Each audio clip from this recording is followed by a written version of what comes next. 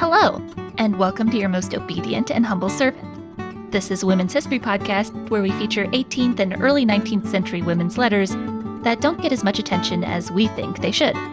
I'm your host, Katherine Garrett. This episode is part of our season on the theme of wit. Today, I am delighted to welcome Dr. Kate Steer. She is the museum curator at George Mason's Gunston Hall. Thank you so much for coming on the podcast, Kate. Thank you. I'm so happy to be here. Kate and I actually met in the wilderness of the Adirondacks. Neither of us had master's degrees, and we were just having a really good time. We go way back. When we were baby historians. And then somehow both of us ended up in the 18th century. We met in the 19th century, and we've just been going backward. Yeah. I'm very excited to talk to Kate about this letter. Can you tell me a little bit about your work at Gunston Hall?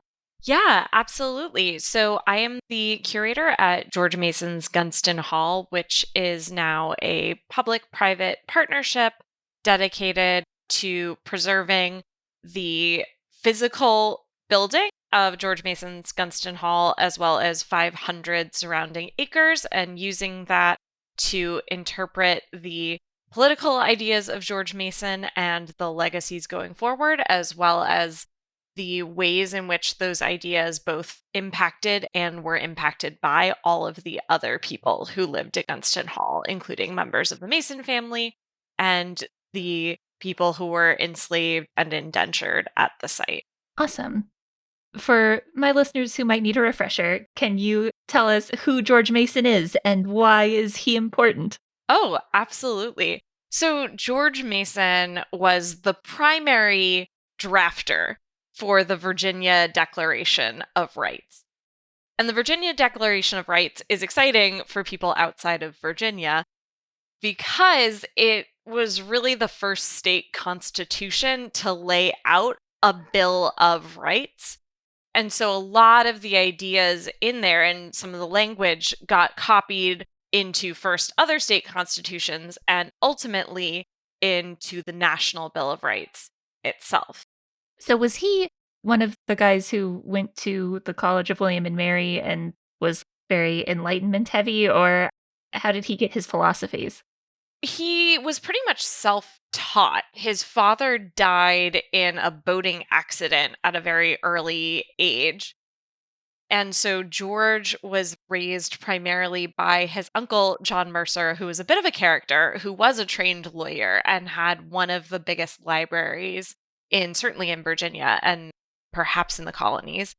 And so young George had access to all of these books. And one of the books we have in our collection actually is his copy of John Locke's Two Treatises on Government that he signed and dated when he got it, and he was 17. Wow. So he wasn't at William and Mary. He didn't really like traveling, but he was sitting and thinking about deep Enlightenment thoughts. Interesting. He was a moody John Locke teen. Oh, deeply. Deeply.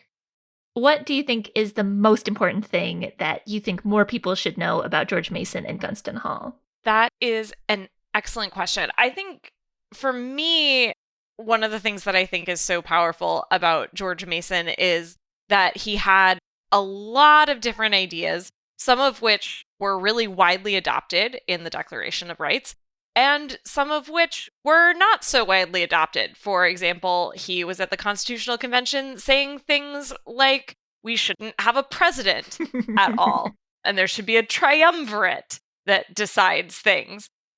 And so I think he's a really interesting example of how many different ideas were floating around during these sort of framing debates around a lot of our central documents, either at the state or the national level. And that there were a whole lot of ideas in the mix, and people didn't necessarily agree with one another, even at that time, or were speaking with one voice. And he is also one of these figures who wrote really eloquently about freedoms And he did also enslave people, and that's sort of something he was very conflicted about. He seemed to think that that was an overall negative thing, and yet his sort of personal life shows not a lot of action on that particular ethical stance. So I think he's a really interesting figure for those reasons, kind of politically. Yeah, I think it's interesting when we're trying to look into like what would the founders think on anything, and it's like, yeah, which founder, what year, what time? It's an impossible question. If that's going to be your standard of how we're going to make decisions, we're in trouble. I kind of find him to be really fascinating for that reason. He got along with some people sometimes, other times not so much. He had 17 objections to the Constitution, went to the convention, by the end, disliked it so much he refused to sign it. Love that for him. Yeah, oh, yeah. See, he comes up with a Bill of Rights and then is like, no. Well, because they wouldn't put it in. Right. So, fair. like, why bother at that point?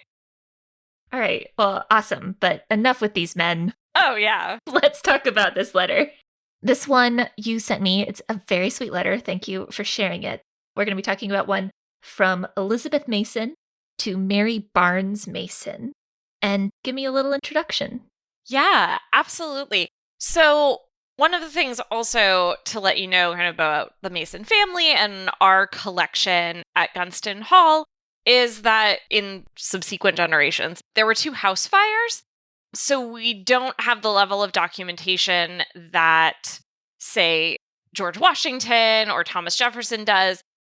And I think it's also, to me, really striking thinking about this as still sort of a Virginia gentry family. This is still a group of people who were literate in this family and who were sort of conversing with other families who are pretty well preserved in terms of their documents. And there's still so much we don't know. And there's still so many things lost. So we don't have anything written by any women who lived at Gunston Hall during their time at Gunston Hall, which is really fascinating to me. And so this is the earliest letter actually that we have in our collection written by a woman. And it's 1811. And I also have to give a shout out to our collections technician, Evie Quigley, who's actually a George Mason student, for doing a lot of work in the database to navigate all of the Elizabeth Masons to make sure that we're talking about the right one, because they reuse names in this family.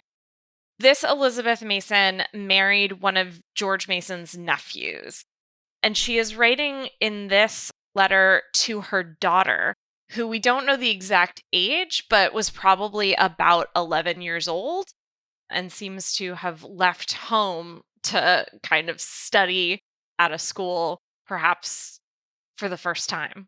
Oh, I didn't realize Mary was so young, so she's probably about 11. Yeah. That's cute. All right. So she's just left home to go to school. And where is that school? So it says Georgetown, which is another thing that I found interesting. I can't officially confirm this, but my suspicion is that means she was at Georgetown Visitation, which is an all-girls Catholic preparatory school in the neighborhood of Georgetown in an associated convent. This family was not Catholic, although George Mason, his second wife, was Catholic. They, at kind of different stages, had really close associations with a lot of, especially in the Maryland, sort of really well-known Catholic families. There seems to be something interesting religiously going on with this family as well. Some of their children were baptized Lutheran, some of them Episcopal. So I have some questions there. But it wouldn't be unreasonable. The family did have a house at Georgetown, and they moved kind of into the suburbs after this couple started having their children. And by suburbs, I mean fairly far out in Maryland, especially at that time. And so it might be reasonable for them to send children to be educated at Visitation. They would have known that school in that neighborhood. And also by that period, it was a place that some of these kind of Virginia, DC area, reasonably well-connected families might send girls, even if they weren't Catholic themselves. Cool. Interesting. I guess it's 1811. It's a little later. I'm so stuck in the 1700s with like Thomas Jefferson trying to find out how to educate his daughters. So I was like, yeah, Catholic school in France makes sense, but in Maryland? Yeah, Georgetown visitation is kind of interesting too. I know, for example, I used to work at Tudor Place Historic House and Garden in Georgetown, which was a house owned and built by the Peter family, who the first woman in that couple was George Washington's step granddaughter. And so when you get to Washington's step great granddaughter, of the three girls, the two sort of older girls got to go to Philadelphia, and the youngest daughter went to visitation. You can see both the development of more and more girls' education in the kind of DC area, but you can also see maybe a sense of like where going to a DC school versus a Philadelphia or New York school kind of fits in socio-economically as well as politically. Interesting. All right, so let's dive into the letter. Happy to do that. Elizabeth Mason to Mary Barnes Mason at Mr. Brannaugh's, Georgetown. Montpelier, March 3rd, 1811.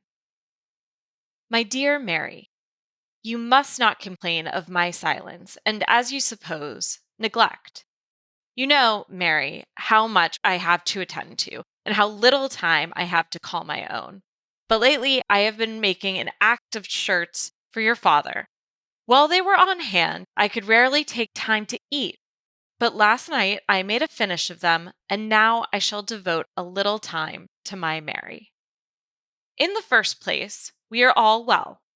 Elizabeth, I think, will take to the mountains very soon if she is not taken into custody. She is the wildest child in the world. We have not yet determined on sending her to Georgetown. She often talks of you and wishes very much to see you. Barnes has grown very much. He, like Elizabeth, left the house, but is not quite so crazy as she is. He often talks of you and very often sends for you. He sometimes sets off himself to bring you home. He is now standing by me asking questions and telling me a great deal to say to you. Little Anne is a sweet little girl. She talks a great deal, not a word understood by any person but Minta. She pretends to know what she says. Minta thanks you for the calico you sent her. In return, she has sent you a bag of walnuts. She desired you will not forget her cap border you promised to work for her. I have given up the thoughts of visiting you in the spring, but have not given up the pleasure of seeing you. You are to come at Easter. I must get the favor of your Uncle Temple to bring you up in the stage, but your father says you are to stay only 1 week at home.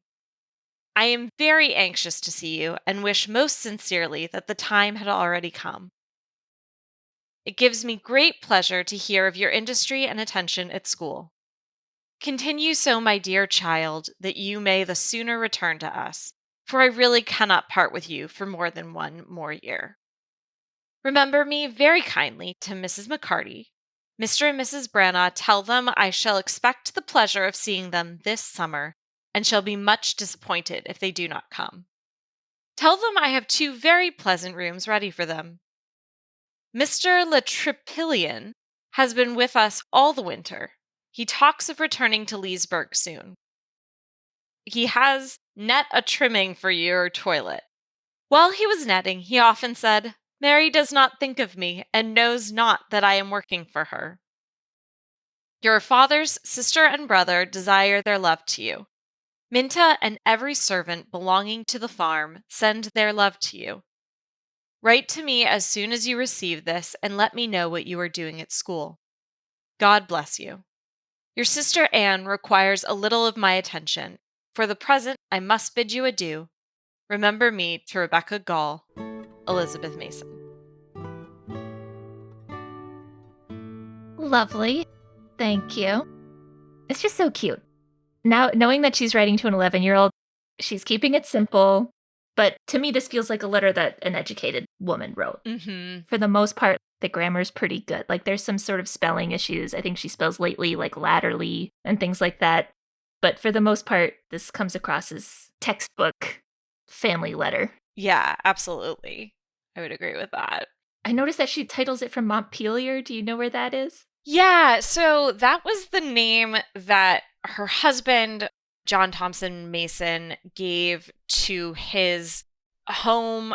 I'm not sure the scale of it, but I think we can call it a plantation. She calls it a farm, and they certainly had people who were enslaved there in Maryland after they moved out of DC. And I think it's a really interesting name given that George Mason didn't always get along particularly well with James Madison.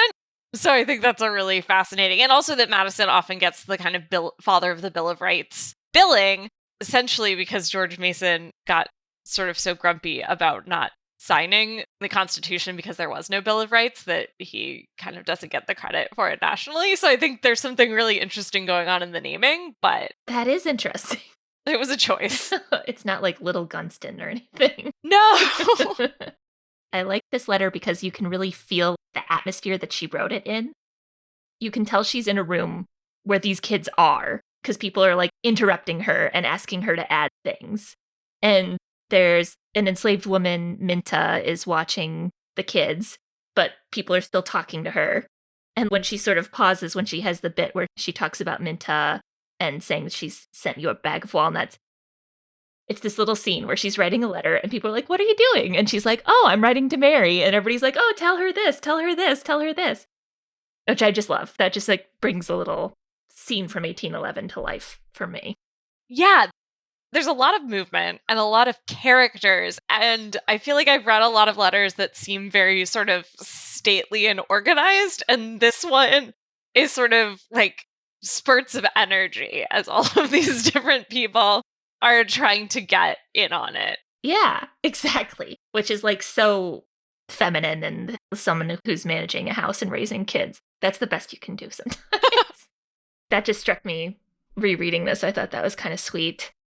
Also, I do like that she says that George is telling her things to add, and she just doesn't add what George says. Yeah. Also, Barnes. Oh, Barnes, sorry. I said George. So Barnes is telling her. Starting sort of at the beginning, she says she's making so many shirts, she could rarely take time to eat. What is going on? And also, what is the time crunch on these shirts? She says active shirts, but is that like a count of shirts? But I'm like, how many shirts? What is happening? It's baffling.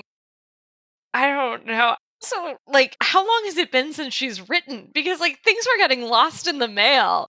So the idea that it's been so long that she thinks her child feels neglected, because I don't know. I'm sorry, small child is off to boarding school. There's so many shirts to make. You know how it is. Well, I'm glad that was a little bit baffling to you as well. Yeah. Because also that's another thing that as somebody who's a white woman owns enslaved people, that seems like a job that she would have the enslaved staff take care of. But is she making these shirts herself? Is she just supervising it and complaining about it?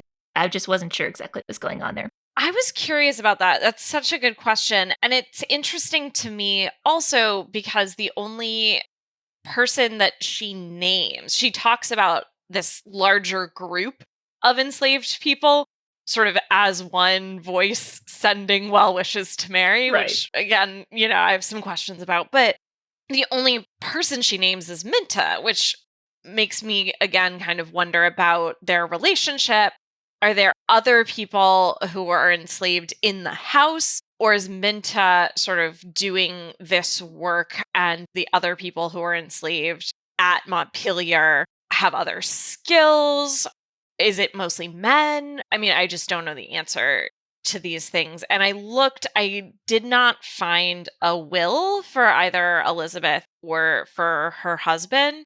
I found these sort of 1960s and 70s descriptions of the family who talk about them having a great seat and sort of living as gentlemen. One thing I do kind of wonder about is this is the wife of one of George Mason's nephews, so not the child of an oldest son. Mm. And I know that George Mason and actually his mother, Anne Thompson, were deeply concerned about the family money supporting all of the children and kind of worked to make sure that they all got things. But I do kind of wonder if they're maybe members of the gentry by sort of association. perhaps more than wealth. I know that Elizabeth's husband worked as an attorney, but again, I don't know how much of that was because he was passionate about the law and that was, a thing that educated men did, and how much of that was also that he was working for wages to support this lifestyle. Right. I truly can't tell you that. Interesting. When she's describing the kids, she is very funny. I'm glad you picked this for wit, as for the way she describes what is clearly a small child. She says, I will take to the mountains very soon if she's not taken into custody. I like this. I like this little Hellraiser. To me, it was so interesting because I've been thinking a lot about girlhood throughout time and sort of expectations of what little girls were like. And so to have this sort of wild child running about in the mountains threatening to be taken into custody. Does she literally mean like arrested? I'm not entirely sure, but I think that's a really reasonable reading. Oh, that's so funny. Yeah, and I did the math on this. Elizabeth's about 8, to give you some context. So, like, really at that. Just all of the damage that she's causing in this house. Do we know much about Elizabeth and her future life? Does she end up being a wild woman in the mountains? So she does not end up being a wild woman in the mountains. She ends up getting married, not having a terribly unusual life so far as I could tell for a woman of this kind of upper middling social class.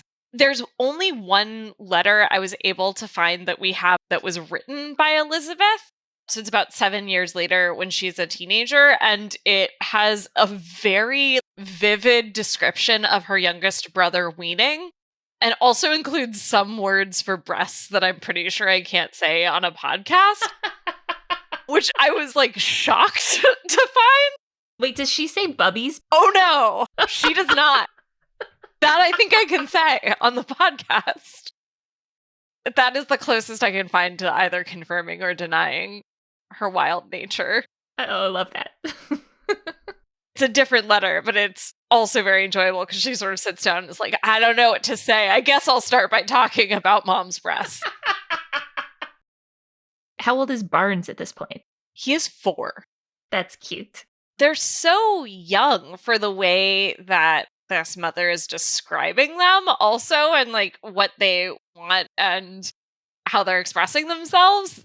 It also is kind of striking to me in terms of like, what did childhood look like? Yeah. This 4-year-old is very articulate. He's telling her things to put. That's really cute. And I like the little Anne and Minta joking, or Anne babbles and Minta pretends to understand it, because that is like humor that translates to this day. So about Minta, do we know much? I know it's tough to find sources about enslaved people that work at plantations like this, but do we know much about Minta and her life? We don't. And that was one of the things that I found really interesting about this letter, because I can try to infer maybe some things about her from the way that she's interacting with these children. But that's really sort of all that I certainly have on her. I definitely got she's the enslaved sort of nurse, nanny, caretaker person just from how she's interacting with the kids. Maybe she had other roles. I'm always interested to know more about these things. Yeah, absolutely. And one of the things that I was wondering about is her own family situation. I don't have any information about that. I can tell from the other letter that Elizabeth nursed the children herself, but I don't know if that's true for all children. I don't know if Minta was also serving as a wet nurse in other circumstances for Anne, perhaps. Although, again, I do know that later on, Elizabeth was breastfeeding at least some of the younger children. But I don't know if Minta had children of her own. I don't know how much older than, say Elizabeth she was. Or, excuse me, older than Mary she was. Things I'd like to know, but things that I also, even the questions raise, I think, good ways of thinking about this early 19th century period. Yeah. I did enjoy that Minta paid for her calico with walnuts, and that Mary was going to sew her a cat border. And so it's like they don't have access to a lot of money, but they're just sort of bartering with each other for things. I thought that was interesting. Yeah. And it's also really interesting in terms of I mean, there's the relationship of slavery mediating this relationship. And then there's also like care, the fact that Minta is at least taking care of the younger siblings, but the implication, and I don't think I'm reading too much into this to say, seems to be for Mary as well, or at least sort of being this kind of maternal figure in the household in some ways. And then there's also this kind of like economic exchange happening at the same time. And these are things that don't always like map so easily from one onto the other. And I found that really, really fascinating. I had a conversation about Phyllis Wheatley about how sometimes it can be hard for people to imagine moments in enslaved people's lives where they could be experiencing joy. And I think it's sort of similarly difficult to imagine the type of economic things that happened on a plantation where it's like she's paying for something with walnuts, but she herself has like the same legal capacity as the walnuts. But the fact of the matter is that all of these people are humans and that humans need to like interact with each other in a certain way. And so, yes, somebody is going to like pay for something with something and like do favors for each other. It's just the way that things ended up happening. Mary sewed her a cat border and she paid her back for it in walnuts. And it was just the way that that exchange happened. Yeah, absolutely. And that it doesn't change the fact that Minta was trapped in this kind of larger structure where whatever relationship she had with even these children who she was taking care of could ultimately make decisions for her that impacted her life that she had sort of very little legal recourse on. Someday this kid could get married and you could be a wedding gift because you got along so well and you've got zero control over that. Exactly. And that is happening. And also, Minta is a person and has a joke with a baby because you gotta do something with your day, you know? Yeah. It's this horrible situation. Everybody says unusual institution, but it really was like it was such a bizarre institution. Well, and also just like the kind of forced intimacy of these relationships to be in a home with someone else day after day, just it forces conversations, it forces eye contact, all of these things that aren't written and we don't see, but that make up the kind of textures of these relationships that are going on at the same time as an incredibly oppressive system that both people are participating in, one person is benefiting from. Beautifully put. I have such a hard time articulating this, but I think you put that rather well. It's genuinely hard. Every time I think about it, it's so hard to talk about because it's so hard to understand. And especially because we're sort of talking about, again, a lifetime worth of one person's experience, also in this case, who we know very little about, and kind of filling that in with what we know from other people. It's really tricky. And I think in some ways, you know, a letter like this also helps to show kind of what that looks like. Yeah, it's like putting you in the room a little bit. I'm kind of wondering if Minta's making a joke about how much she knows about the baby talking. Is the joke for her? Is the joke something she's sharing with someone? Is it at the expense of one of these other family people? I don't know. That is a great point because you do like, you get to know that's the parenting thing, right? It's like everybody understands their own toddler, but maybe the mom's not with the toddler long enough to understand the babbling bit.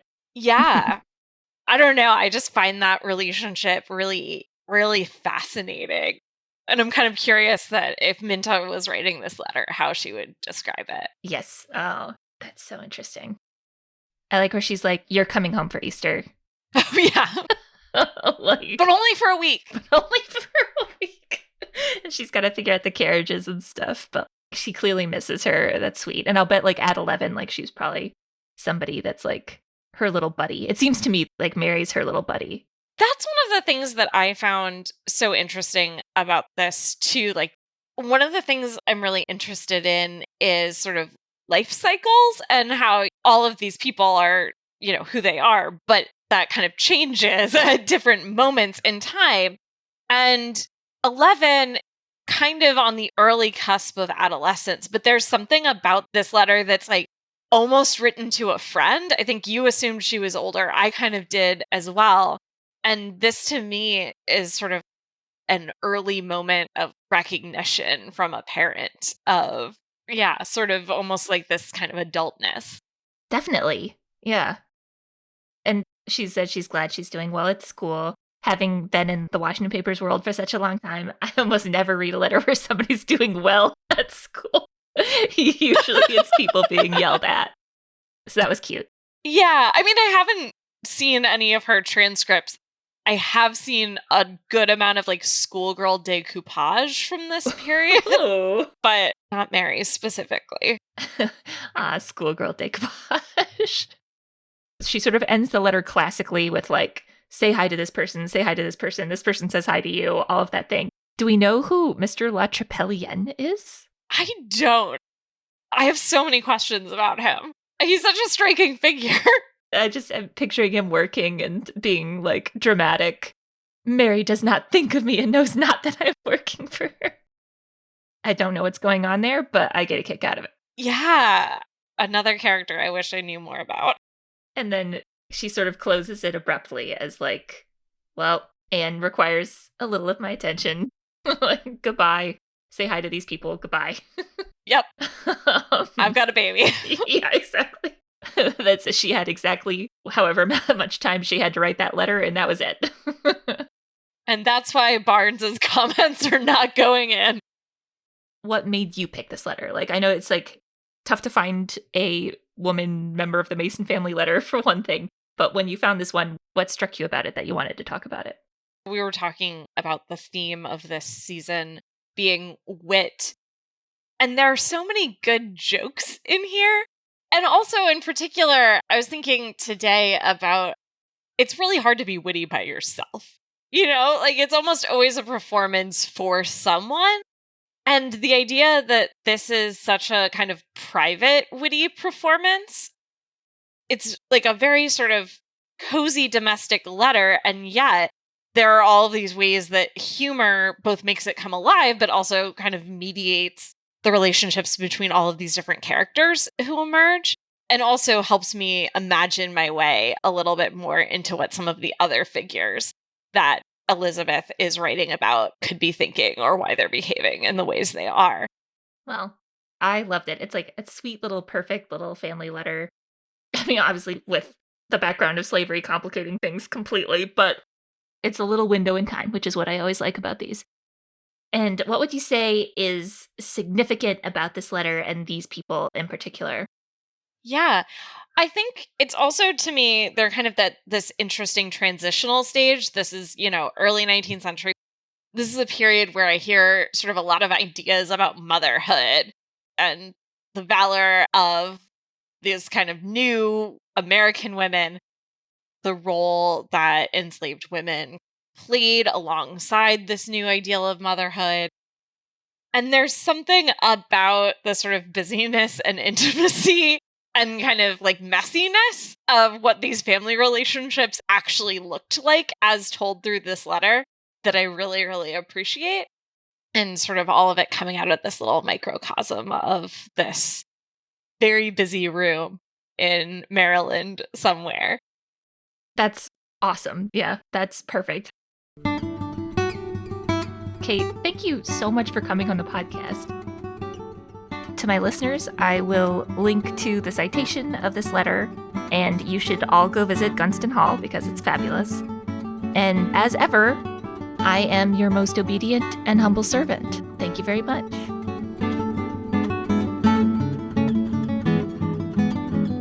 Your Most Obedient and Humble Servant is a production of R2 Studios at the Roy Rosenzweig Center for History and New Media at George Mason University. I'm Katherine Garrett, the creator and host of this podcast. Jeanette Patrick and Jim Ambusky are the executive producers. If you enjoyed this episode, be sure to listen to past episodes and check out more great podcasts from R2 Studios. We tell unexpected stories based on the latest research to connect listeners with the past. So head to r2studios.org to start listening.